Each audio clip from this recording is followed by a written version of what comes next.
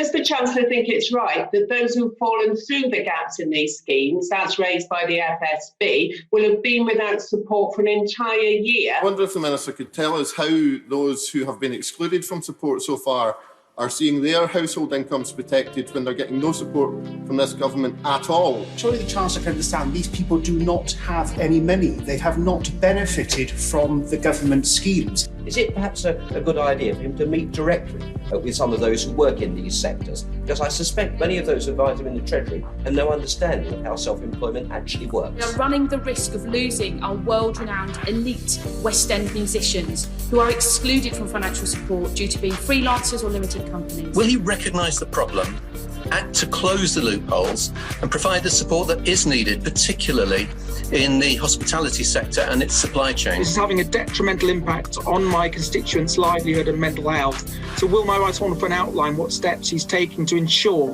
that these individuals who have so far found themselves excluded from COVID-19 support schemes are able to access some significant financial assistance? I would never accuse the Chancellor of misleading this House, but he certainly seems to have misled Good Morning Britain when he told viewers that he had spoken to and had back and forth with representatives of excluded groups.